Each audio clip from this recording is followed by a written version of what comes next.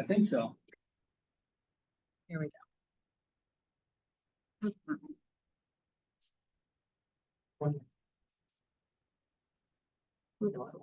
What's so embarrassing? I was like, it was like, man. All right, go ahead. You're good. TV needs an update. No, crap, we didn't check. See that? Did I click that from here? No. I remember I worked with All right.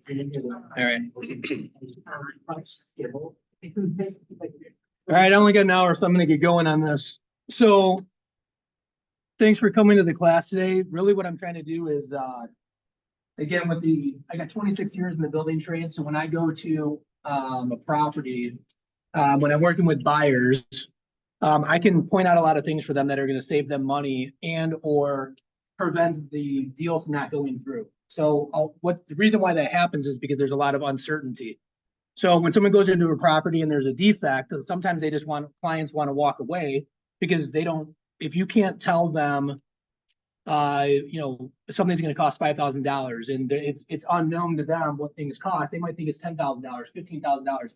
They might think it's going to take a month worth of work before they can move into the house. So arming yourself, knowing about homes themselves. I mean, we know school districts, we know real estate, we know the market, how things are moving, but knowing the house themselves, I feel is very valuable, especially now when we're talking about how to provide value to our buyers. I think it's even more important because I got to tell you, to be honest, I've got people that have hired me that said, I don't need a real estate agent to help me buy a house.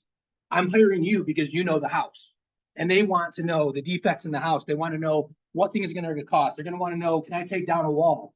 Is it a load-bearing wall? So that's kind of my niche with the builder's background, is I can go in and tell them that. I can say, this is $5,000, this is $10,000. I got an investment property we're closing on this week. Well, I go in with the investor. I tell them what everything is because I'm a builder. I'm a contractor. I know these things. That's my other profession. So there's value in that. So if you're going to be like every other buyer's, so I think arming yourself with some knowledge on what things cost to be able to say, okay, well, this is what, this floor is going to have to be completely replaced, or, this is an easy fix. Don't worry about it. I have buyers that literally go in and they're worried about something. And I say, listen, that's $50 in an hour worth of your time. They're like, oh, okay. Now it's no longer a concern anymore.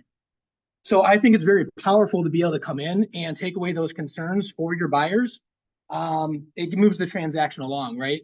They might have had the perfect opportunity to buy the perfect house, but because there was an unknown and they had doubt, that doubt just snowballs, right? They don't know one thing, they start doubting something else. That's like in any real estate transaction, you want to eliminate that doubt because doubt just gets worse, right? All right, so I'll get through this. Stop me if you have any questions. Only got an hour. There's so much to go over at home, so we'll see what happens. All right, so the goals of this first class, the second class, this is more of being able to spot things, be able to identify defects, understanding what needs to be disclosed, which is pretty obvious, but we'll go over that. Pretty much it's everything, disclose everything, and there's reasons why. And then learn how to interpret an inspection report. If we get to that point, I got an inspection report we can go through. If you guys have any questions on, what it means and how to interpret it based on what an inspector gives you. The inspectors, I think, scare buyers sometimes when it's unnecessary. And that is, the inspectors alone, they're a necessity. I don't want to crawl around in crawl spaces, especially when they're wet and they got raccoons and stuff in them. Or rats eating dogs, which happens. I've seen that before. Dead dogs being eaten by rats is what I meant. But so anyways, but what happens is we don't want that doubt with our clients. And I think it's our job to do that. Eliminate that doubt. So understanding the breadth of home defects is crucial, whether it's a crack in the foundation or a leak in the roof. Being able to identify these issues is the first step in managing them effectively.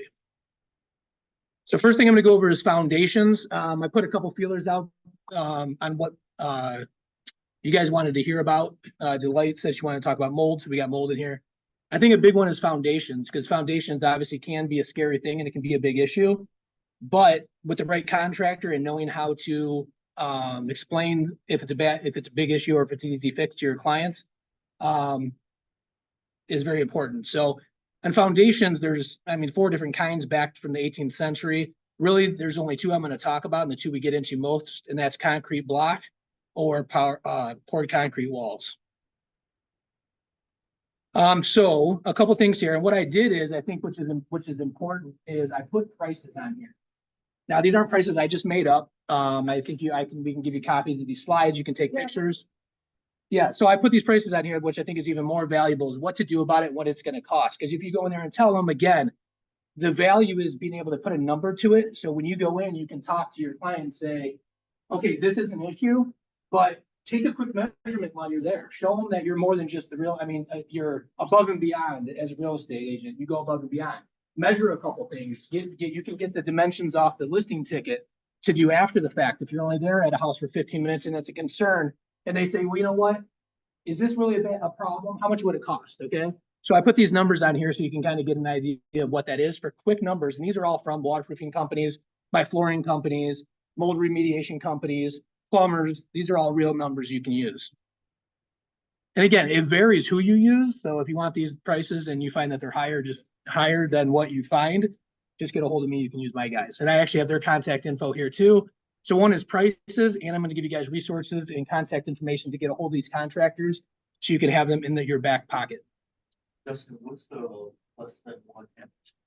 So that's when, again, this is for, when you have concrete block that's falling apart and it's coming apart, these carbon armor straps can be used to stop the wall from deflecting anymore.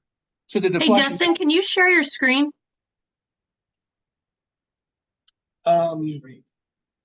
We see you. Are we supposed to see you or are you? Hold on one second. I need help. Julie's a nice way of saying she's offended by you. She doesn't want to look at me anymore. Is that what you're saying? Oh, okay. Didn't know that was a thing. Okay. So then you can make that go away. There you go. Thank you. Mm-hmm. Can you see it, Julie? Yes, thank you. So the deflection is, again, you take a perfectly straight plumb wall, a perfectly straight wall. The deflection is how much it's bowing out. Okay. So when you have separation of the block, you're going to have hydrostatic pressure from the outside, the soil that's pushing in on the wall. So when that pushes up to 1.5 inches, you can use this technique. So if the wall is worse than 1.5 inches, then there's another technique that you'll use. And actually, I need to get that off the bottom. If the wall is going down more than 1.5 inches. You said. How do I get rid of this? Maybe to the top. Can't really get rid of it. You can pull it up to the top. Yeah. That's what's only showing. All right. Okay. I'm sorry, what was that last question? You said 1.5 inches if it's bowing. Yes, if it's going out 1.5 inches, up to 1.5 inches, you can use this technique. So if you go and look how bad that wall is. So if it's more than 1.5 inches, there's another way to do it too. So you can bring in these soldier beams, which they take in and they bolt that down into the floor and they take it up into the joist system. And what it has at the top is this is adjustable. So you can actually keep pushing the top of this back. So in this case, it'll stop the walls from moving in, but it'll also, you can slowly push those walls back to straight. Here's my question. Say, because I go to in downriver, there's a lot of hydrostatic pressure. Oh yeah, Gross Point is a big one too. Yep. There's the basements there are just all mostly, and I just had a jump all through because of a basement. And say at the showing, I was going around and I had seen this slide before that. And I told them $650 possibly, blah, blah, blah. I'm not a professional. I'm not a contractor. So what gives me the right to give a dollar, even though I have you informing me? But then say Dylan is my buyer, Dylan can say, Spiro told me 650 this, but FSM or blah, blah, blah. Is quoting me a whole different thing. I'm going to come back to Spiro and go after Spiro. Well, you're never going to tell anybody that this is an accurate number. This is an It's an estimate. estimate, but Yep. regardless, people. You can use the answer is I have a contractor in here that does it for these prices. Don't use FSM if that's the price. These are, like I said in the beginning of this, these are numbers from my contractors. These are real numbers. So you want to go in there and empower your buyer to not have to walk away from something if they have no ballpark number in mind. So if you see what I'm saying? I know, I told them to get estimates, it was a weird situation. Yeah. With this time crunch. But again, time crunch, right? So that's why you want to have the contact, these telephone numbers of these guys. When I'm on when I go into showing, this is what I do. I'll be driving from one to the next. I'm on the phone with my contractor in my car. If there's any, I do this for any concerns for any buyers ever. But on this side, well, one is I know most of these numbers anyway. So when I'm walking, I can tell them, like, this is what this costs. Like, they bring it up, I said, okay, well, this is about this much. This is about this much. Don't worry, I got someone that'll take care of you. So if you have your own contractors, you get your own numbers, right? So you can just replace this. The thing is you want to be able to have a solution and tell them like this, you love this house. Again, you go to Grosse Pointe, they got all kinds of stuff. They got, I don't even remember what they're called, but I don't like them, but they got these plates you'll see attached to the house that go 30 feet out into the yard with another plate. You got to tighten the bolt every year or every 6 months so the house doesn't fall in, right? So, but we don't use those because they fail. So that's the thing is working with, FSM does those. Yeah. But I just gave FSM just. No, they're big. They're big. Yeah, they're for sure. So the point is though, is that all of this is so that way when someone comes in, they can get estimates, but in that short period of time, especially in this market that we're in now, when things move so fast, you don't have time to say, yeah, well, the house is going to be, houses are selling and taking about 60 days to sell. Let's schedule a second appointment. Let's bring our contractor back with us. You can't do that.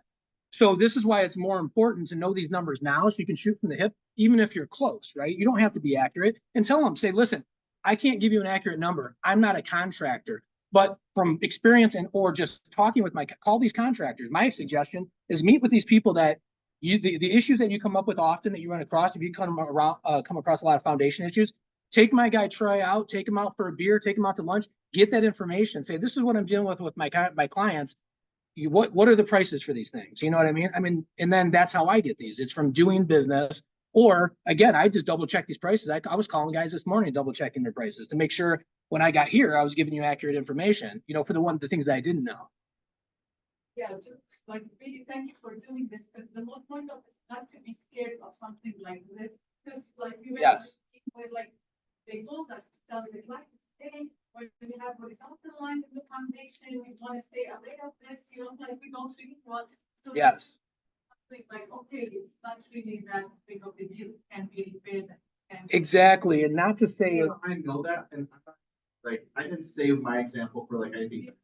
I'm just saying, I know, I say all the time, I'm not a professional, get your own. There you go. That's all you gotta say. Say that, Yep. but then when I'm putting a dollar amount to it, it seems more in the stonework. It seems like. Well, so if I put a dollar. But again, you want to, because you want someone to walk away not thinking, geez, this might be $50,000 worth of work.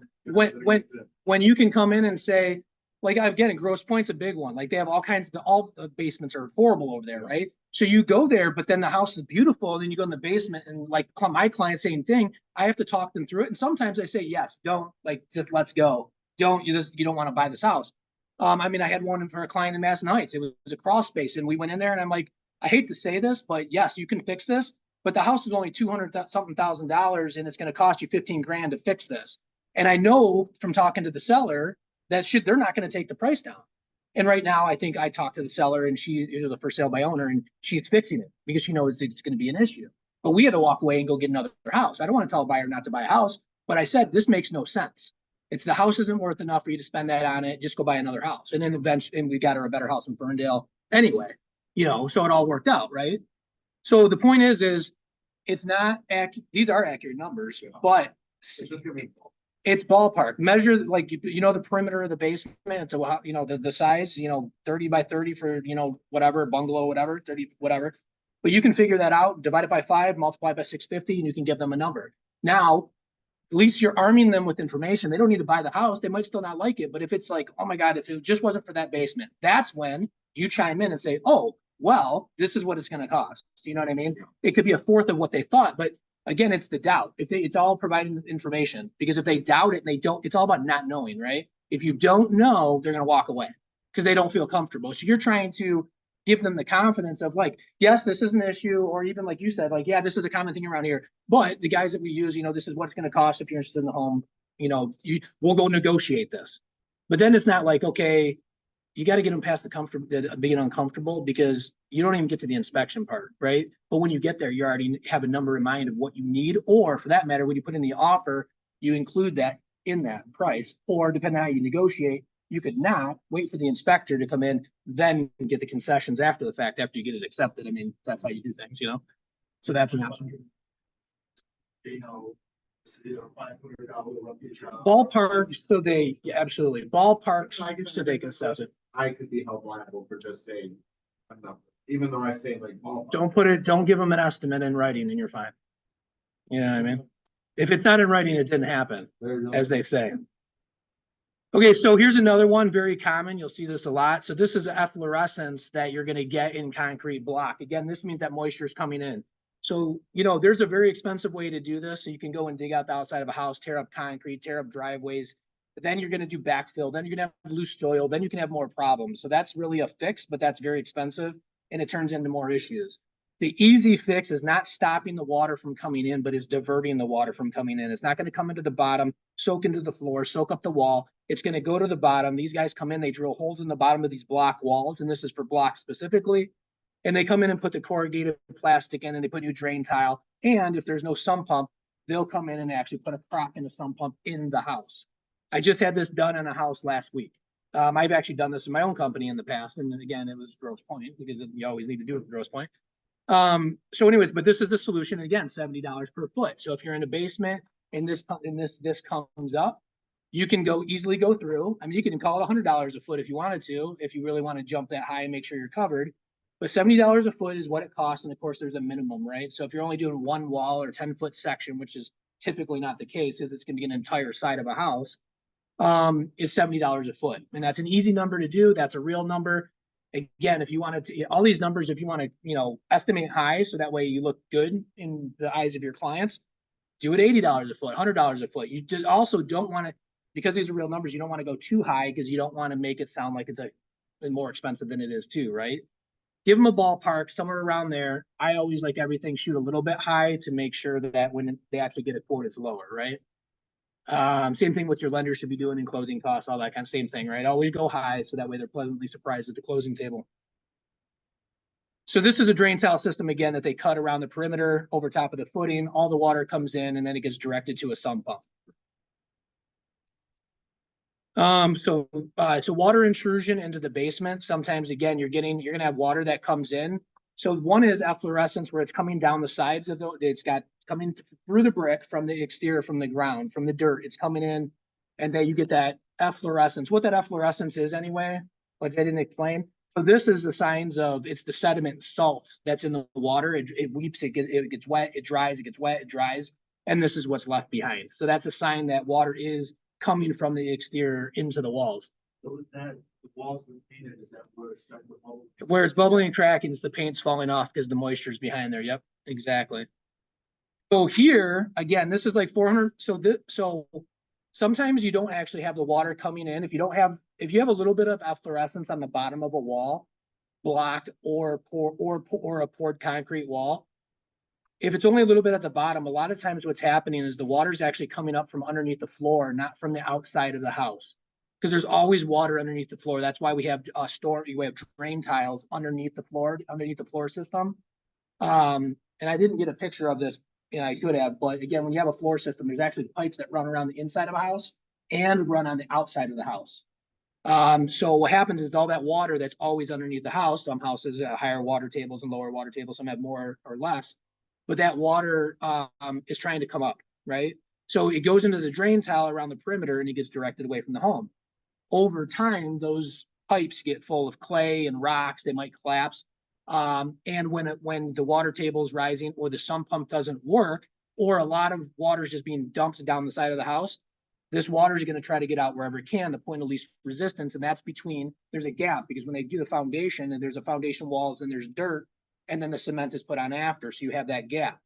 So that's where the water's gonna come out. And this is actually a very simple solution. I had to deal with this on many properties in real estate, in a transaction. And what happens is it's two things. One is, you probably have heard this many times, but almost every house isn't graded properly. So you've got the foundation and dirt that's going towards the house instead of going away from the house. So adding dirt to the outside so that way it goes away. And as you can see here, doing the downspouts where it's a pop-up. So I recommend PVC, so this is probably a bad picture, but a lot of times you'll see this plastic drain tile that they use. I recommend a PVC pipe.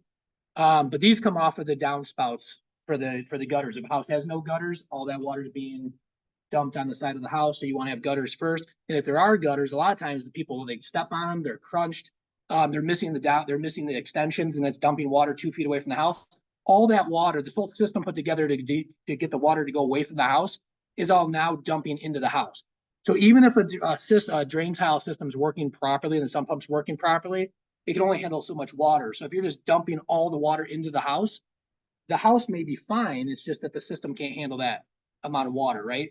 So get the water to pitch away. So this is easy solution. Get soil, pitch it away from the house, do extensions on the downspouts, and make sure the sump pump is working. So even when you go to a house, like, I mean, I'm weird because I just look at everything, but I might go to like the sump pump in the basement. They'll be looking at the space, and I'm looking at the sump pump, make sure there's water in there, right? To make sure it's not backed up. That's something that'll come up on the inspection report, but I like to be able to get to the inspection period and almost know everything already, minus crawling in a crawl space or an attic. So on that note, and again, I have $450 per drain. So these are going rates because I just had this done in a house in Howell, $350 to $450. This is what it would cost per downspout. So if you have these issues, bringing dirt in is relatively inexpensive. You could factor $1,000 to have someone come in and put soil in. But you can go around and look at the downspouts and just do $450 a downspout, and you can tell them what it would cost, so you can negotiate that. You know what I mean? What does that 450 include? 450 includes, it's going to include digging up, putting the PVC pipe in, because I don't use this PVC pipe, and a pop-up at the end. And that's just a, gravity fed pop-up. So when water gets to it, it's going to pop up, 10 feet away from the house instead of 1-2 feet away from the house. So you can literally, the downspouts that come down the house, go around the house, count them up, multiply it by 450. That's your cost. On that note, sump pump. So you gotta check and make sure a sump pump's working. In my opinion, all houses should have a backup sump pump. I've finished many basements, and the first thing that I do is I fix any cracks that are in the walls, which we'll get to in a minute. And I put a sump pump in. I mean, a backup sump pump in. And the reason is they're about to spend a lot of money. We want to protect that investment, but sump pumps fail. Some pumps fail for many reasons. You could have a power outage. So I always recommend a water backup sump pump, which is in the other picture.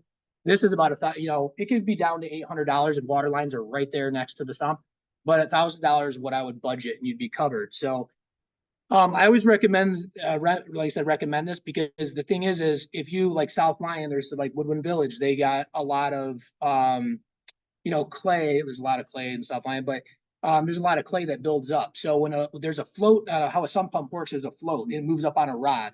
That rod gets packed with clay on it, and now the float, even though the sump pump works, it can't slide up and down on the rod anymore. So you actually have to maintain it. So worst case that happens, you have a backup sump that's water powered. That will kick on if that rod gets corroded. And actually, now that I say that, to be honest with you, I've had someone who had a backup sump pump and had so much clay it got on the rod of that one too, and neither one of them went off. So that's kind of hard to avoid. But so anyway, so backup sump pumps, and there's the difference too, is you can do a battery sump pump.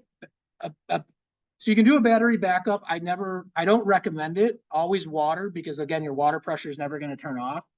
Your battery, I know I go to people's houses sometimes, and I can hear their battery charger in the basement beeping, telling them that their battery needs to be charged, and it's like unplugged or something. So battery backup, you have to maintain it, and it's not as reliable. Water pressure, you're never gonna have to worry about that failing you. So battery backup, if like it's a finished basement and they can't access water lines, or it's too expensive to tear drywall down, but water backup is what I would always recommend. Why are you showing 2 Crocs there? What are those 2 Crocs? The other one's an ejector pump. And it's only because that's the picture I stole off online when I was putting this together. That was unintentional. But that actually looks like a discharge pump. It's probably got a grinder in there. Yep, for a basement bathroom or. So again, here's poured concrete walls. That's a garage on the left, but same thing, a little bit of efflorescence. And this was my point before, is if it's only at the bottom and it's not all the way up the wall, that means it's not, most likely not coming in, you know, horizontally, but it's actually coming between the seam between the floor and the wall. And then the other picture, I show you how it's just caulked. Now, this I could put a price to. I don't know what they charge lineal foot. I've paid guys to do this. But these are also things that are like, you can, if you can tell that it's not going up the wall and it's coming out of the floor, again, check the sump pump, make the sump pump. If the sump pump's working and you have gutters that are pushing the water away from the house and you got the pitch, you know, properly on the outside, you shouldn't have any water coming in. But again, if I do that for preventative, I always seal this too. That way, if something is trying to come out, it just stays below the floor. If they're, you know, if it's just a little bit, it's an easy fix. Homeowners can do that themselves either too. It's pretty simple. Okay, so this is another one. This is a good one because we talk about basements. I got a plumber and he always likes to tell me there's two kinds of basements. There's basements that leak and then there's basements that are going to leak. And this is one of those things that come up. So foundations, I built my house in 2016. I waited a couple years to finish my basement. And sure enough, I had 10 of these stress cracks in my basement. Okay, these are not an indication. Well, this one actually has water coming out of it, but this doesn't mean that water's coming out of, going to be coming through, because in these poured walls, typically you have like dimple board waterproofing on the outside, and it's pretty secure from water getting in, but sometimes it does. And this is an easy fix. One thing I will, just a quick tip here, recommend, if you ever have a client do this before they sell their house, make sure they go back and cut all the ports off, because it looks like Frankenstein and it freaks people out. Yeah. This, and then it was like cracked. Yes. The water was coming out. So I called the he gave me the contractor and Yeah. did this. Yeah. So when we came for re-inspection, my client said, "Oh, what is this for?" So it's the best way to fix it. Because of those stuff, the Ports, the ports, yeah. Out, so how do they see and slide it? They saw this at the same time. Yeah, so I had one, like I said, I had one in Canton. I closed in February, and I had people freaking out about what happened in the basement because it made it look. And again, the cracks were like that or smaller beforehand. And we had a pre-inspection, which I recommend you always have a seller do, but most of them don't. But we fixed everything in there. We said, okay, if you give consent, and this is the thing, is if you pre-inspection is great. I'd always sell your sellers on doing it. Because if everything's fixed before they get there, they're always going to be in a crunch. They're always going to be negotiating a higher cost in concessions to fix things. You know what I mean? Same thing I do. If the seller's not going to do it for my buyer, I'm going to go in there and get more money than it actually costs to get the work done. And most likely you're going to get it because they want to sell their house. They don't really, contractors are hard to schedule. And it's easier to get concessions. And in my opinion, for my buyers, they get their own contractors doing the work. You don't have to bring someone in, you know, or wonder who the seller is going to use. Are they even licensed? Although I always request in my addendums that it's a licensed professional and they have to show receipts of the work being done. But I would always prefer to have my contractors that I know, trust, and know it's going to be a good job before letting a seller do it anyway. Just a side note. So on this though, is what we've done is you disclose, if there's an issue, you disclose it. It's not always about disclosing the issue. It's how it's perceived by people. That's like everything in sales, right? It's how they perceive it. That's why we want people to be, our buyers to be comfortable. They perceive something to be an issue until you explain to them that it's not as big of a deal as they think, right? So what you do is you can actually take this, about a week, you can cut the ports off and then you can paint the walls. And you can paint over top of this. It'll be there. It's not going to go away. It just looks different, right?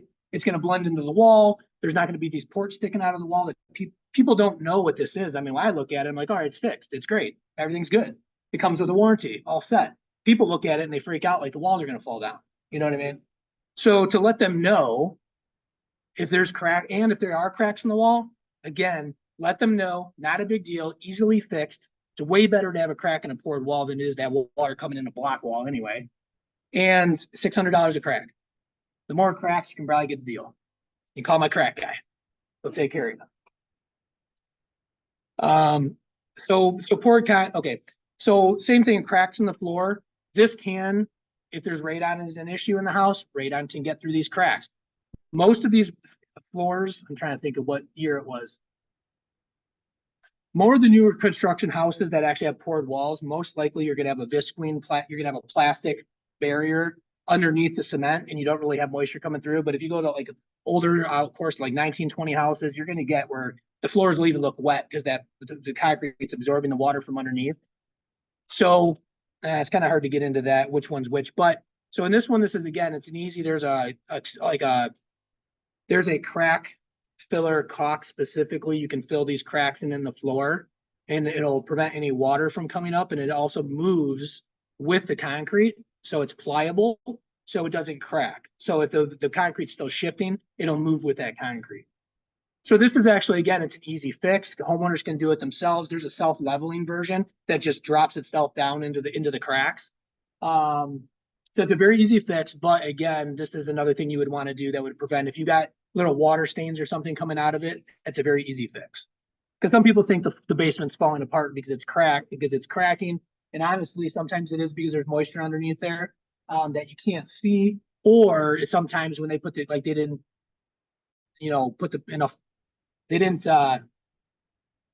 compact the earth before they put the pea gravel on and the plastic and then the cement. Even if it's like, like they're not on the same level. It's, The concrete? Yeah. So outside, like just guys on the same, like on the same level. Like it's shifting, like you have the concrete, like. yeah, if that's happening in a basement, that's probably a big problem. Outside, it's not as outside. It's more common. I mean, it's exposed to the elements and everything outside. You've got runoff. You've got again water constantly dumping into the soil next to the sidewalks and washing away and all that kind of stuff.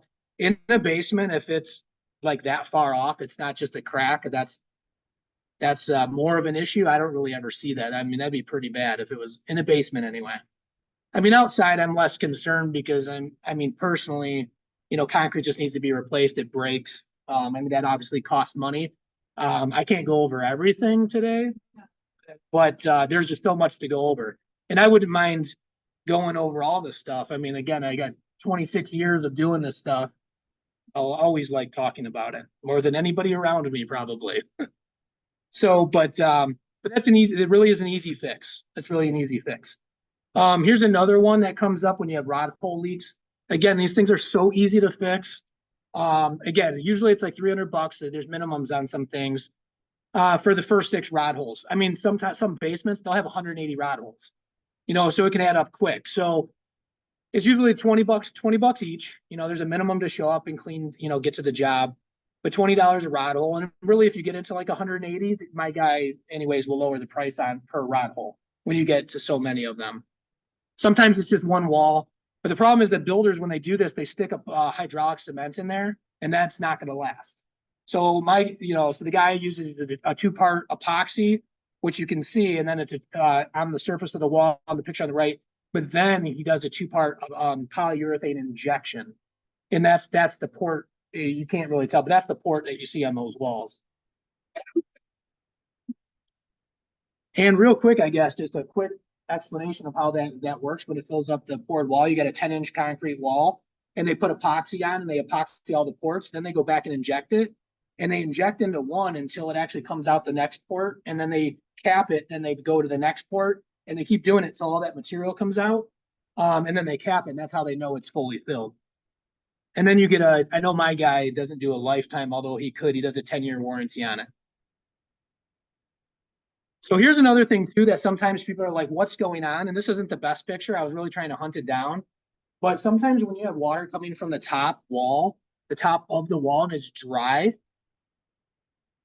I can't say this is every case, but a lot of times this is in front of the porch, or it's in front of the door wall.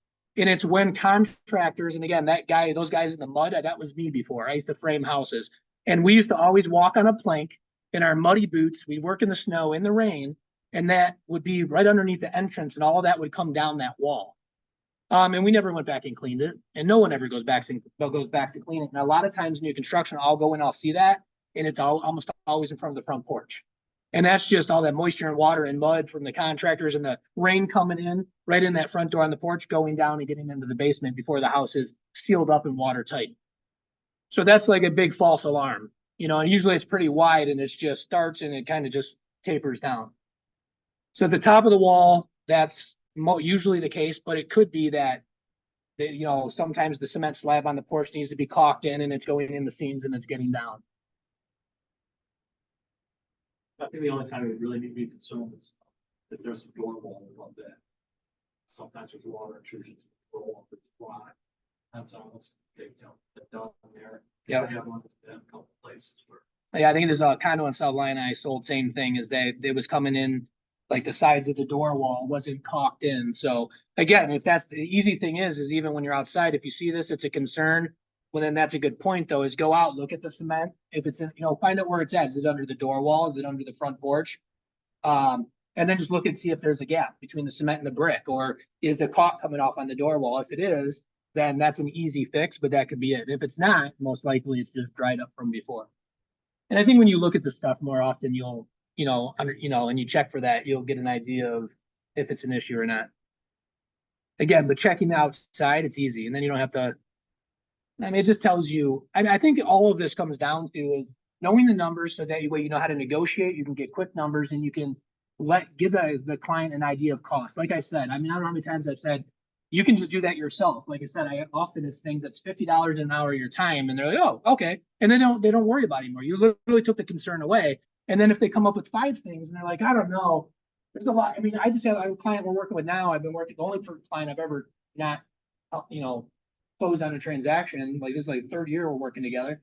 And he's like, I want a house that needs work. And I'm like, okay. So we look at these houses, we work these deals, and everyone's like, I don't know. Looks like a lot of work. Well, it took until his grandma passed away and they fixed up the house to sell it to see what the difference of a house that needed to be renovated. And then after it was renovated to be able to see the transformation, right? So the point of that is it's opening up their eyes to things they didn't know before. Now he got aggressive. We just put an offer on a house and it needed like $30,000 worth of work. And he was all about it, but it's all because he didn't know, right? It was all doubt. But once he saw it in his, you know, with his own eyes, it's not a concern anymore. That's kind of what this is. Take away the doubt. Let people, you're doing your job by opening up opportunities for people that wouldn't otherwise be there. You know what I mean? Because of their own, you know, ignorance, you know, lack of knowledge. So crawl spaces, you know, those things are scary. I'll never go in one again. But, so this is an easy fix. And this, again, this is kind of the vision is this is what a crawl space could look like compared to what it looks like now. Again, this is $3.20 a square foot. Obviously, with anything, you know, nothing is perfect. This is an estimate. You need to get a contractor in there. But again, if you can say this is 5,000 to 7,000 and they are not thinking it's 30 because they don't know, you're going to help out your clients a lot. And then again, you know, when we do encapsulate the crawl space, we also want to put a humidifier in there. You don't have to. My guys always recommend it. Okay, so again, you can get these slides, take pictures. So these are the guys that I recommend. It's AR Basement Crack Repair. They're very well known. Rob recommends them on our Facebook group. I've known them for years, and it was a surprise. Not really a surprise, but people in this office know these guys. So Bluebird CFW, his name will pop up a couple times. Troy, he does these crawl space encapsulations. He does the waterproofing systems. He also he'll go and put new pillars in crawl spaces when, you know, that are improperly supported. So he does a lot of stuff when it comes to basements, foundations, you know, crawl spaces. Bats in the attic. Who doesn't like bats in the attic? But yeah, I dealt with one and it was 10 grand. So $10,000 to remediate like a 1,600 square foot condo space. They had to take all the insulation out. They had to seal up everything from the outside. They had to spray all this sanitization chemical stuff on everything. They had to wait for the bats to get out because they're protected. You can't kill them. And once they're all out, you can't kill them. Yeah, they're federally protected. The federal. Uh-oh. Did you have plans for like lighting the match and throwing some gasoline up there? If you have a bad HOA, just put a bad enclosure in the community, because the HOA can't take it out. Oh, Nothing is so. yeah, no, they're protected. So you actually have to wait till, again, there's also a time frame. So once you go and do the remediation, yeah, there's a. What's that? I'm sorry, what?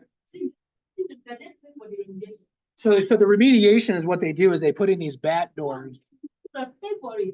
No. That would be nice. That would be nice. Yeah, I mean, I think that there's simple ones where, again, if you go up in an attic space and there's a little bit of their poop is called guano. So like we had this one in Howell, and you like right around the attic space, probably because it was someone was up there, but you could see the little guano on the floor in the closet that they had to access. Because someone went up there and there was that much that it was, when you went up in the access, it was coming down. So, but they went up there and but when it gets bad, I should have showed you a picture of it bad. There's like mounds of it. So, but again, a lot of this, I got this example because again, it looks like it could be like mouse turds and stuff too. But it's clearly not. It does look a little bit different. It'd be hard for us to tell. But yeah, look at all those bats all huddled together. That's like probably 30 bats right there. So yeah, it takes time. They got to put these doors in. And then there's like a 7-day window, 10-day window, something like that, where they have to go out and eat. So, and then they just can't get back in. So once you put it in, they seal everything up, they put in their bat doors, and then they need to get the bats out. Once the bats are out, then they can go in, they have to take out the insulation, replace the insulation after sanitizing, cleaning everything. And then I have a company that does this that I'll recommend. But anyways, $3,000 is actually, again, like you might have a couple bats and you might have put a couple bat doors in. They got to, clean up and they can vacuum up some insulation, but sometimes it has to be replaced. So it could be inexpensive. My experience, the last one was 10 grand, and that was replacing all the insulation, doing the bat doors and all that. I have no idea. Yeah. And then what happened though is after the fact, a lot of times you'll find bats near water sources, more commonly they could be everywhere, but more like by lake properties.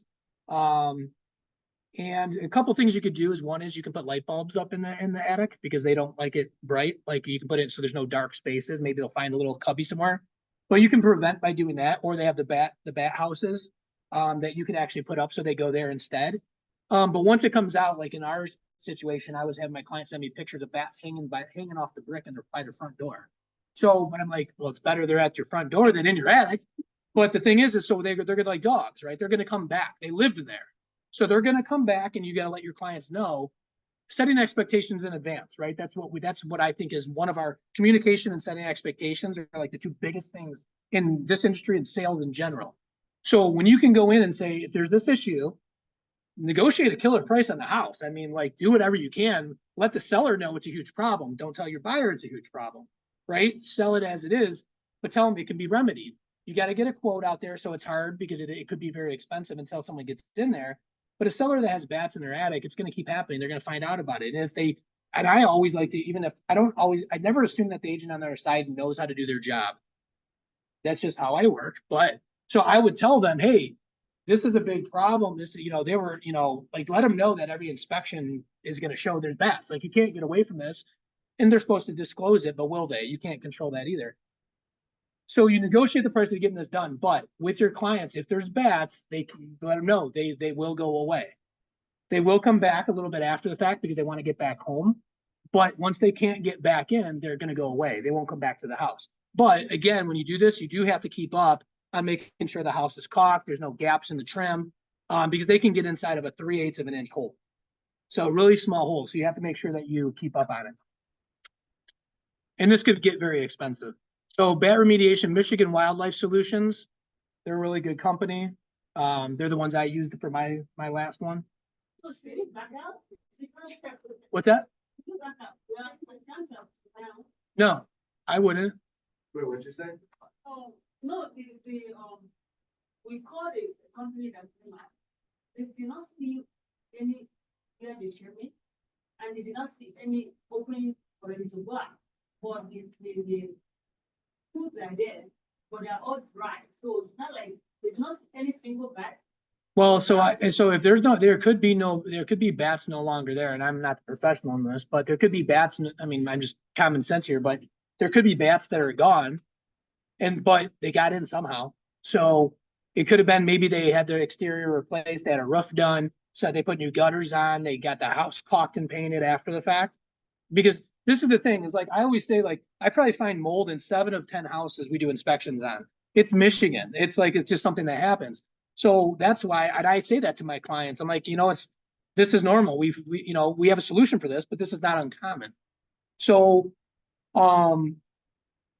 yeah, so again, that could be like, again, if there's no way that they're getting in now, then there's just, no one goes in their attic until they sell their house. Put it that way. Like no one knows what's in their attic until they sell their house. Tell them I don't know. But instead they leave that road, they didn't. Well, so who came in and looked at it? Just the inspector, because a bat remediation, like Michigan Wildlife Solutions would be able to come in and tell you if there's an active bat activity. No, it's not, the inspector saw it and took a picture, they will call, I don't know, forgot the name of the company. A remediation company? Yeah. Did they say there was active bats? No, No, then there's not, probably they're not. just gonna go there. Yeah, I mean, that's what I'm saying. So that's why they could come in and clean up the guano and just be done. Yeah, because bat, like I said, it doesn't, just because there's signs of bats doesn't mean they're still there. I'll talk about inspectors in a minute, but Jesus. So radon, same thing. This is another easy number. I got a company for this. This just goes in, of course, to how radon can penetrate the house. That's a picture of a radon system. You can also get these put inside. You can hide them in the gutters. Some things that they do. Sometimes they'll go in and they'll go up into the garage and hide the fan so it looks nicer. That's like another $200 or something. But this is the basic unit. So $1,100. Anytime there's radon, you get a test. It's $1,100. And this is the company that can do that for you for $1,100. And they're all over. That's too much. Yeah. They're like $1,100. It doesn't even matter. They're just like $1,100. Doesn't matter. You got the address? Okay, $1,100. It's always the same. It's good or bad. I don't know. Okay, so I'm not going to go through all these, but these are just different types of mold that'll be found in houses. Common locations you're finding it. You probably already know this, but bathrooms, basements, and attics. Obviously, this is a simple solution. I mean, this is a baking soda and water, bleach and water. Worst case, you get a chemical, mold killer from Home Depot and you spray it on there. Looks nasty. It's not a big deal. No need for caution. There's no other issue. It's obviously, scum off people's bodies, whatever you want to say. So this is an easy one too. $350 is a good number. And this is, again, is if there's already a fan. This is a big problem. These are the things that are become big problems, but they're easy solutions. The point I'm trying to make on all of this, it might not always be easy, but it'll be easier by knowing what things cost and having someone to call for all of these things. So this is easy. Again, they just need to vent it properly. I always recommend insulating it so there's no condensation coming in, insulating the duct to the roof. But this happens all the time. This is a very common one. I see someone vents it into the attic because they don't know how to connect it to put a roof vent in, or don't want to pay someone, they do it themselves, or you got a remodeler that doesn't know what they're doing and they're cutting corners and it causes a major problem. Easy fix, directly connected to the vent, which is up here. I don't know if you can see that on the roof, sealed and insulated. So 350 to add them. Just to do the roof vents and insulated duct and then properly connected. Okay, they should be like, they bring up, Mold. Yep. So here's another, that's the next slide. I'll get right into that. So this is another one's before and after. So you've got mold on the left, obviously, and that looks horrible. But it can be clean. I'll show you a before and after. This kind of gives you one, but this is actually a picture showing the roof vents. So this is the thing that you're going to get. These are the causes. So one is a lot of times is that moisture going up into the attic, and that's by the exhaust fan. And the other one is when the insulation gets packed up against the roof, it can't vent because it's supposed to have space because it goes up the face of the ridge, like the soffit vents, and it goes up to the can vents or to the ridge at the top. So you constantly have airflow going through an attic space like this. So when the insulation's in there, there's no circulation. And that's when now you have moldy growth. Okay, because it gets hot, it gets moist, and there's no ventilation anymore. So those baffles you see up against there, these are baffles that you put in. That means you can see how it's like can't remember the name of it, but see how it's bent? It's leaving a cavity, it's leaving that cavity open for ventilation. You can push as much insulation up against these baffles. It always has that opening for that air to come through. Per case basis, I could have gave you a price per baffle, but it's like you really got to measure up the house. So I don't have a number on that. Here's just more mold. In the basement, this is more like in the basement ceiling. Sometimes you'll see it. See how you have that duct coming through and that white stuff on the side? That's mold. So that's an easy one to point out. Mold's not always black. It's not always green. It's got many different colors. Some of it's pink. Here's a before and after. It's a little blurry, but so here's a before and after picture. So it can get really bad, but this is the thing is even having pictures to show people is like you can have a very perfect attic space, even if it's covered in mold. It just needs to be cleaned properly. And there you go.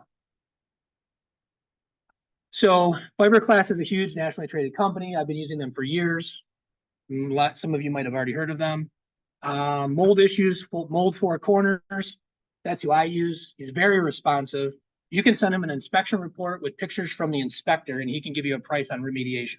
That's the kind of people you want by your side. It's people that can give you numbers quickly, immediately with a phone call. Can't always do it, but most of my guys can. And then that's just, I mean, there's, heating and cooling companies out there to do gas lines, ventilation, all that stuff. This is one of the guys I use. Through a camera scope, obviously we've all probably seen some of this, right? Quick numbers, you guys probably all know this, but like $325 gets you a snake and a scope, like after the fact. Like if you need to, get an inspection, you need to have the work done. I always recommend after that's done, you always have an addendum stating that the seller needs to do this, not your buyer. Your seller does it, and your inspection contingency is period is extended until you can get that new camera scope back. Always extend your inspection contingency if you have a drain like this, because you might find it's broken after it's clean. You never want to move forward on that. Again, we had one in Madison Heights. I did the same thing. I did exactly what I told you. We found out it was broken after it was cleaned. It was $8,000 to fix. The seller paid for it, not my buyer, because we didn't lock in saying just clean the drain and we'll be fine. Don't ever do that because you don't know what's in there and it's expensive. And $1,000 is a water jet. If you need a water jet to cut through roots and the auger doesn't work. What about replacing the line? Like I said, we just did one for $8,000 in Madison Heights, and it just depends on how much of the line you need to replace. That's a per case basis, but again, I always budget $8,000 if a line needs to be replaced. And at this investment property in Dearborn, we're about to close on, might need that. So I'll have another number soon.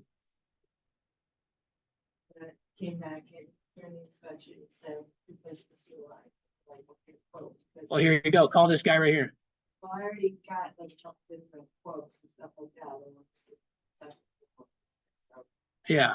So we negotiated a fair session for them to go ahead and take care of, because I would think they would rather feel more comfortable with the people they got their quote from than everybody, so.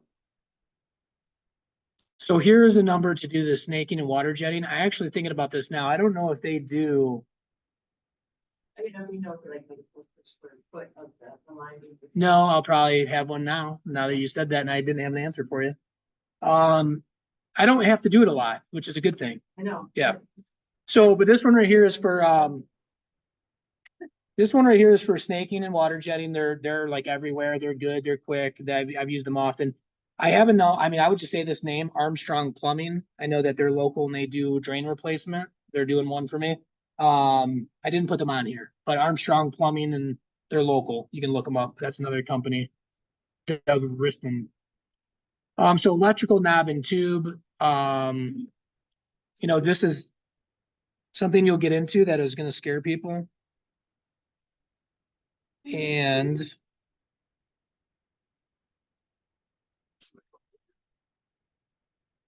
I get a number for you.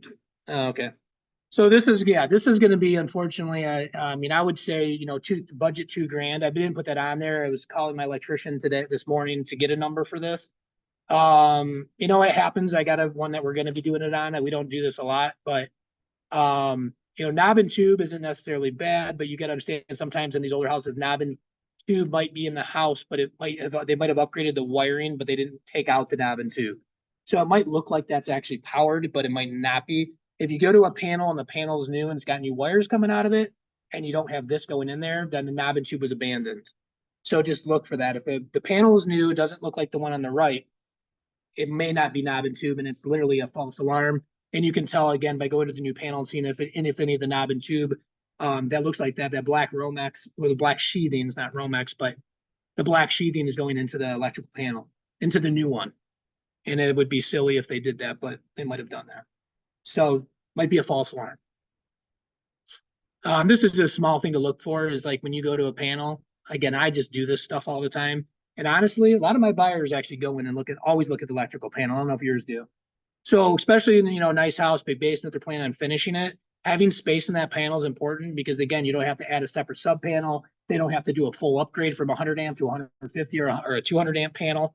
So just looking at for extra space. Again, this is we're in sales, right? And we're not misleading anybody, but if you can go into a panel and walk in when your client's in the basement, look at the sump pump and be like, oh, it's holding water. Let's, you know, kick the thing, just kick the pipe, probably turn on. You know, I do that a lot, kicking stuff. But if you're looking at a panel and you walk in and you open it up and you're like, oh, so there's plenty of circuits here. You talked about wanting to finish the basement. Oh, well, you don't have to do it something. You got plenty of space. You know, and you really want like at least 4 or 5 circuits for a basement, you know, depending on the size. But to 5 open spaces. Point is, it's not really that big of a deal, but it comes in as like, oh, okay, cool. Like you're just showing your knowledge, right? And you're looking out for them. They want to finish a basement. It's going to save you, you know, $1,000. This is one that comes up a lot and it's pretty easy. I'm probably gonna get kicked out of here in a minute, but so anyways, everybody thinks that like, you know, you have to go through and ground all the plugs in the house. Okay, this comes up a lot.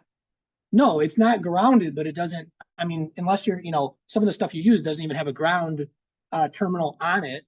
And if it does, you don't need to ground the entire house. You can just put a GFI, GFCI in the space of the outlet.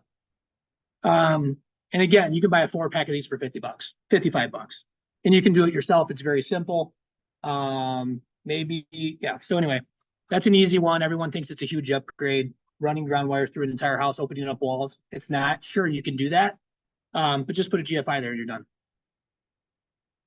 Again, another thing is I'd always throw this on, like I need money to pay an electrician to fix this if this comes up on inspection, or if it's competitive, let your client know it's not a big deal. You just need a cover plate or you need to put a box in it.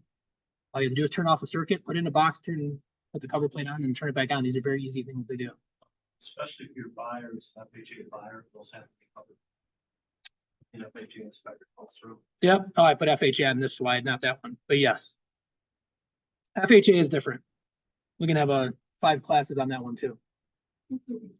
So this is another thing, again, showing that you're looking out for your client. A lot of people want gas, right? They want gas ranges. Even though that's going to be outlawed, right? But they want to get them in while you can. Gas ranges, gas dryers, like what kind of appliances they have. Small details, but these are the things your buyers are thinking about, right? $450 to run a gas line if the ceiling's open is a good budget. I've had it done for $350, $250 sometimes. Sometimes you actually go in the basement if you know what you're looking for. I've had newer builds that actually are prepped for gas lines. You just need to add a gas line, run it to the kitchen. So it's very easy, but easy thing, walk through the house. Oh, this doesn't have gas. Oh, don't worry about $450 and get you a gas line. Okay. I mean, that little things, it's like you just keep throwing value at them, right? This one, when floors, this is a big thing for me. Every time I go in, everybody's using this luxury vinyl plank now. There's a difference. There's laminate and there's luxury vinyl plank. Luxury vinyl plank is waterproof. It's more durable.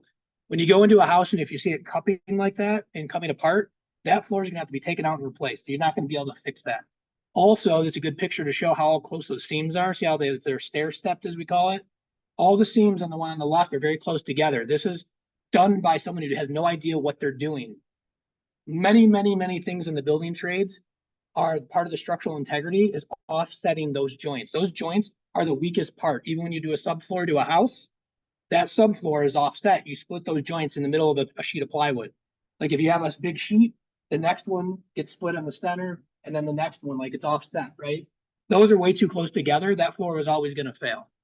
So you want to, so that's just, again, it's hard to, give you the eyes, but I'm trying. So when you go to a house to see this, but that's going to fall apart. Even if it's not yet, when it's that close together, it's literally going to buckle and pop up. Laminate, on the other hand, is something that can be actually, there's a way to get suction cups on it, and you actually beat and snap these back together, even when the floor is coming apart. But you want to watch out for that when you're walking through. These laminate floors are going to need to be serviced, either taken out and put all back in, or snap together in place. But always look for these because they're very small gaps. But when someone moves into it, that floor is going to start falling apart when they start walking on it. Again, all these houses that are vacant, people are flipping them, they're improving them. And I go into them, and almost every single one of them, the floors are not connected properly. And it's going to be an issue. It's just going to come apart. So getting a good contractor, flooring company that you already know, say, hey, are you able to do this? If they are, that's a really simple fix. Not a big deal. But laminate that's not a vinyl plank is going to fall apart. It's going to fail. It's a horrible floor. So anyways, to buy the product and install it, if they had to replace it, $6 a foot. On the other hand, hardwood. This is signs of moisture and signs of poor installation. If you get all wood in a house expands and contracts throughout the year, every single house that's made out of wood.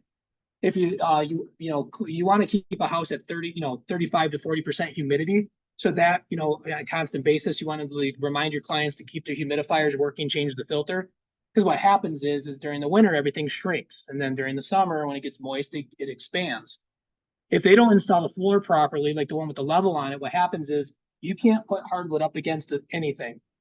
You have to keep a gap there. So that way during the summer, it can move out, just like a deck. There's joints between the deck boards on purpose. If you put deck boards right next to each other with no gap, they'll push against each other and they'll pop up. So the point is, on this one, if this happens, the floor has to be taken apart. I mean, the floor has to be, if there's humps in the floor, it's a problem. Either the floor is sagging from bad support underneath, or it's because it was poorly installed or got really wet. I remember going to an investment property like 15 years ago when I used to look at like 15 bank-owned properties a day. And I went into one, it was in the middle of the night, electricity's off, bank-owned properties, they always turn everything off. Well, the sump pump failed because they didn't have electricity on, which is really stupid by them because they're losing value, degrading the property. And I went in there and there was carpet, and I'm in there with my flashlight, it's raining, and I wasn't even supposed to really be in the house, but and I go into the famine room, and there's this carpet, there's this huge mound, and I didn't know it was carpet. I thought someone was like squatting and hiding under like a blanket.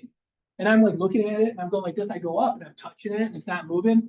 And then sure enough, the wood was like literally this high off the floor because of all the moisture. So what happens? I went in the basement. There was water up to the first step. The entire like 7 feet of water in a big swimming pool. So the point is that could be a problem, and that's from moisture in the basement. So if you have this, you go in the basement, you might find mold, fluorescence. There's a whole other issue. This is expensive because then you have to replace it all. You can't fix it. So wood replacement, again, $11 a square foot and up. Again, you could just quick square footage price. Don't walk away from the house because the floors are horrible. That's the only thing, just work it into the negotiation, right? The other one is when it's cupped, that's also moisture. When they start to cup each board, and that actually can be sanded out, but it's a sign of moisture. So you got to solve the moisture issue first. And then this floor is fine as long as it's not coming up. It's just cupped and you can sand through that. Uneven and sloping floors. I got prices on here to be able to fix that, but these are bigger issues. It's kind of hard to walk you through this. I usually like to, run or fast jog away from these houses. Sometimes though, if you have a little bit of inconsistency, the other picture is just that a lot of people don't take out floors. I always just go down to the subfloor to start. Some people just go floor after floor and, one on top of the other. And then you get all these inconsistencies between one level and the other, usually between one room and the next. And then here's some companies that call, so there's Bluebird again, because he fixes crawl spaces. If you have issues with the support, Like this guy, Troy, I had a deal that one in Madison Heights that was deteriorating. He was out there the next day at the house in the crawl space for me and told me to walk away from it. Said it's going to be too expensive. That's what you want. Someone gets there right away. And then during our inspection contingency, he was out there. What do you do if you find these issues? Again, lead with confidence, make sure that don't be scared. Don't think it's, tell you, be knowledgeable, educate yourself so you can come in and let your clients know this is not a big deal. We can take care of this. Let's wait. If we get the concessions in the price, you got a guy that can take care of it for them. Always negotiate. What does it say? Tell your clients that you can get it covered by the seller. Of course, you'll try. No guarantees, right? Don't ever guarantee anything. You will have to negotiate this, but it is usually not a difficult negotiation on these big problems, especially mold. They say mold, everyone freaks out, and you really don't need to. Let's hope the sellers freak out and your buyer doesn't freak out. That's kind of the goal. Always get concessions instead of having the seller oversee the work. So that's my point. Always have your contractors do the work. If you have a choice, it gets the transaction to the closing table faster, and it also gets your guys doing the work, not someone who's going to make it look good, put a Band-Aid on it. It looks like it's fine. Repair, call our professional for an estimate. Show them the report. This is the thing, like if you could take that inspection report, send it out with those pictures on there to these contractors, a lot of times they don't even have to come out. Especially when you get good communication. Like I said, go meet these contractors, talk out your scenarios with them, treat them to lunch. It's worth it. You take care of these guys, they'll be there for you, and they get transactions done for you. Again, being there right away for you, you getting them the work. Like me, I told everybody I'm giving their info out today. Guess who's going to show up to my jobs right away? I just told a bunch of agents that got their contact info. Understand. So this will be pretty quick, so understand what needs to be disclosed. So it's not just about finding defects. It's about understanding how to disclose them ethically and legally. The goal is to maintain transparency without causing undue alarm. So obviously sellers disclosures, you guys know all this stuff. These are the things that you need to put on there. So down here at the bottom, these are just a couple tips. bsnaonline.com. If you guys are not using that now, I use that as a contractor to pull permits. Well, guess what? You can look up a house and it'll tell you if permits were pulled. So part of this is doing the research for your clients in advance, whether I do all this stuff before I go to a house. It's a lot of work, but guess what? It's a lot less work. And this is a great example. I have clients that call me. I call before I show any houses. I don't care if the clients love it. I'm going to look into that house first. I'm going to call the agent. I've never shown a house that I haven't called and talked to the agent first.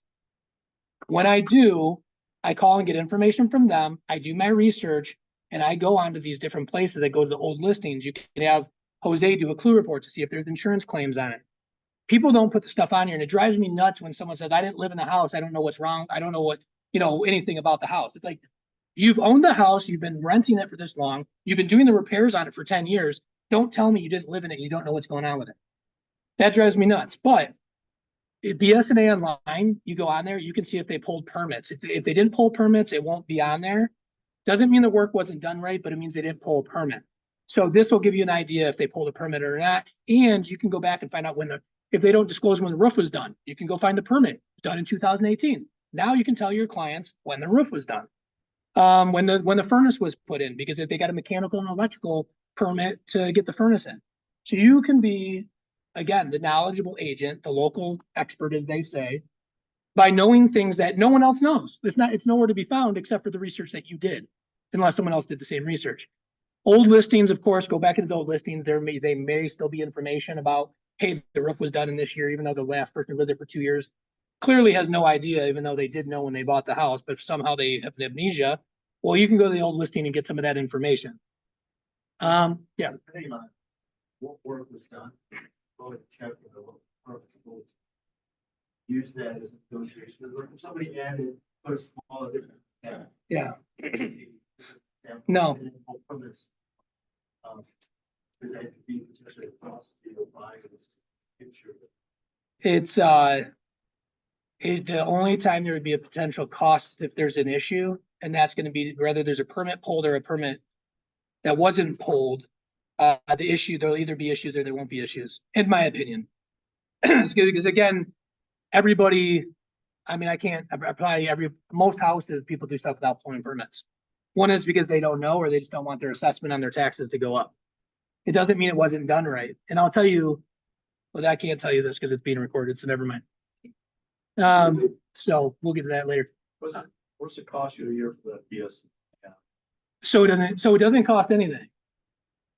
So if you want some of the properties, yeah, so if it, right, but I mean, there's no, maybe there's a membership, but what you do is a lot of a lot of properties will come up and the information is just there for you. I have an account that I don't pay for, so if you have an account, but some of them won't give you information unless you pay what, $5? Well, you know, $2 to $5. Yeah, so if you go into a certain property and you really want to know, I mean, obviously, if you're looking and doing this all the time, you're not going to spend $5 every single time you're going to show a house. It's a lot of houses. But real quick, what I was going to say is by doing all of this, I can't tell you how many times by doing my research in advance, I'll have a client come out and say they want to look at 5 houses. I'll call on them in advance. I'll do my research and we might not go see any houses that day because 4 of them, and you guys, this is totally separate, but agents don't list houses pending when they're pending. They're in the middle of negotiating a contract that's going to be accepted. Do you guys want to spend your time driving around for hours showing houses that your buyers can't buy? I don't. So I call every time. And then part of it is this year is the research. Something might come up on a clue report, BSA, BSNA, or an old listing that makes your clients not want the house. So you're saving them time. It's a little bit of work in advance, but I've saved myself hours and hours of time by calling and research before I go to a property, or for that matter, not going because I did the research. So in the end, I've got a lot of banked hours that I would have wasted that I have that I can put into research today. So, then I guess I'll get into this. I don't have time for a report, but, so on the disclosures, again, my opinion, sellers are obligated to disclose all known issues with the property, ensuring that an ongoing problems are transparently communicated to potential buyers. I'm sure you guys heard that many times. So encouraging sellers to disclose issues like resolved water damage, again, resolved or ongoing. I suggest fix it before you put it on the market, but ongoing water damage to build trust with the buyer. So you want to disclose all of that. Again, I can't stress this enough. Eliminate doubt. It's like in everything you do. As soon as someone finds that someone's trying to hide something, all they're going to think is, what else are they trying to hide? So undisclosed discoveries later can lead to doubts about what else might be hidden. Like I just said, transparency prevents skepticism, maintains buyers' confidence. So don't hide anything, disclose it. If there's water in the basement because a dishwasher was leaking, tell them, yeah, there was water in the basement. The dishwasher was leaking. Was there a crack? Did the sump pump back up? Yeah, there was water. There's efflorescence because our sump pump backed up. We put a backup on it. It's not a problem anymore. It's easier to go through. Yes, there was a problem. We fixed it than it is trying to hide something. So never let your clients do that. It's only going to make things worse.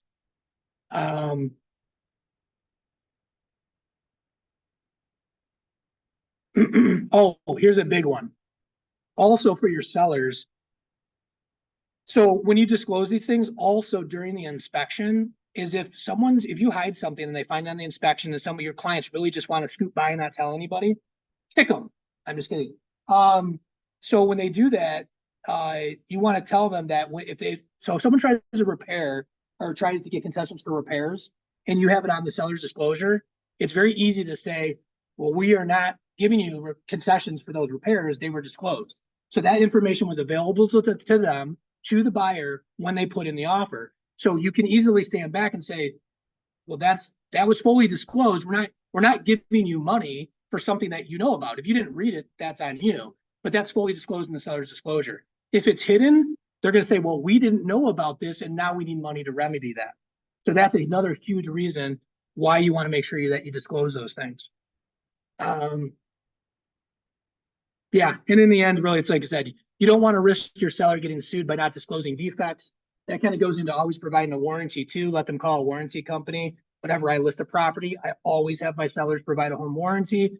It saves them money on inspections as well, because when they do an inspection, they want something covered because they think something's going to fail. All you have to do is tell them that's covered under the home warranty. If there's an issue come up, we're providing a home warranty for you. Cost the client $500. If they got an issue with it, buy it for them. Just buy the warranty. It's going to save everybody headaches later, or just say, hey, we'll add $500 to your list price.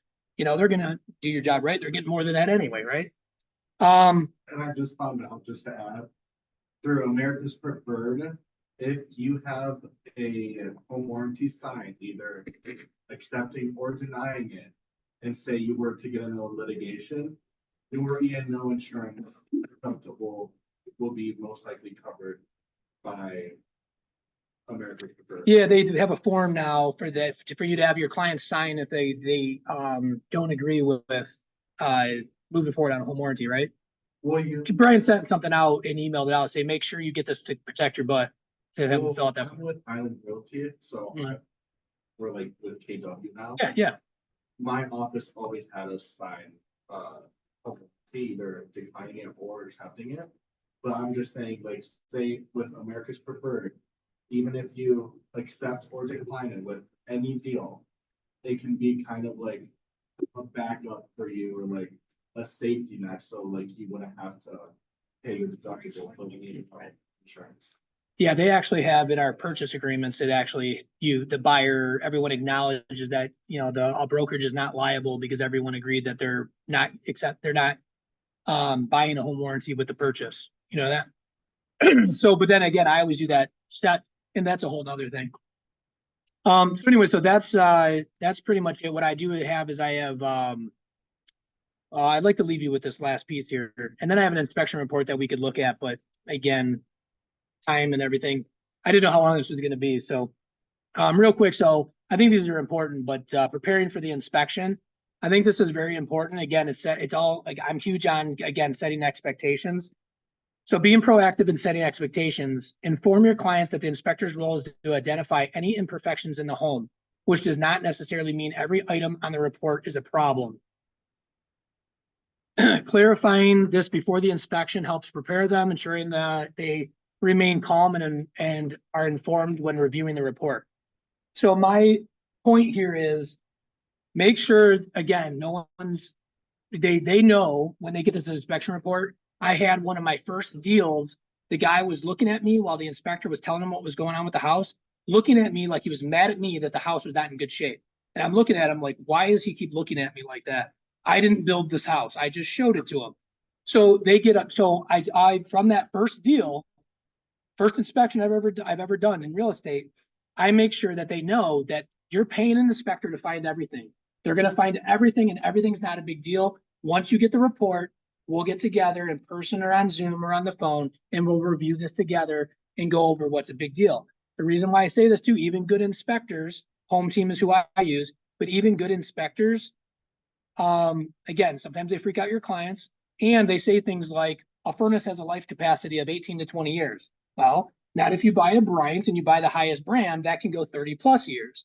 They put that in every report. So let them know, in my opinion, and again, that's the second part, jack of all trades, right? While our inspectors are adept in identifying issues, they may not specialize in the repairs. Assure your clients that a solution and cost estimate for the necessary work can be obtained by consulting a professional, provide a solid foundation for negotiation. So the point is when you get in there, let them know you have a professional that you can connect them with on these major issues. And hopefully you already gave them some ideas of some numbers, before that. But the point of this is set those expectations so they don't freak out. This is another thing about defects derailing deals. Don't let them think that all these things that come up on a report is a defect. That's a big issue, right? So during the showing houses, you're already building that rapport with them, letting them know, hey, this isn't a big deal. This isn't a big deal. I got a guy who can take care of it. It's about this much. So when you get to the inspection report, they're already educated. They're like, oh yeah, we talked about that. So that's going to be about this much. Or again, all these small things, let them know inspector's job is to point all this out. They're not all a big deal. I always say, just saying that in advance, and then tell them, say, there is no perfect house. You can take an inspector through a new construction home and they're going to have a list of problems with it. So saying those small things in advance to set expectations is huge. It's going to save you a lot of trouble down the road, and your buyer's not moving forward on offers on a property because you didn't do this in advance. It really saves deals. You want to be that you represent the buyer. Always, yeah. Are you ever there as the representative of the seller? When they went during the inspection? No, because I'm giving the inspectors, and I mean, they don't want me there. Yeah, no, I mean, same. It's a I guess I could be if someone said we have to be. I mean, some higher end clients don't want anybody, like you have to be there all the time for every showing. So that's gonna be, and again, case to case basis, but I'm gonna give them their time. I want them to be able to, yeah, look at everything, open up every closet. I want those buyers to be confident with as well. And if you list the property and you disclose everything, you shouldn't have to really worry about it. You know what I mean? In my opinion. So anyways, so I was gonna look at a report, but this, I'm already over on time, so. Any last questions to close this thing down? No? All right, cool. Hopefully you got something out of that. But what if the client like those kind of was. Well, real quick, hold on for 1 second. One thing I want to say is that, so I do have another class on Thursday. And the point of that class is actually how to negotiate these things, how to properly put that together. Different tips about like making sure you're asking for more than your client really needs. So that way, when they negotiate you down, you're still getting what your client really wanted. I always throw some things in there that my clients don't care about. They're like, oh, I'll take care of that. And I'll say, okay, well, let's put it in there. So that way, when you don't get what you want, we'll tell them and we'll give those things back to them. You know what I mean? So anyway, so on Thursday, again, it's 1 to 2. I got the second part of this class, and I think it's just as important as this part. So 1 o'clock to 2 o'clock. Yep, same time on Thursday, or to 1 o'clock to, 2:25 or whatever it ends up being. Well, All right, thanks, guys. Thank thanks for.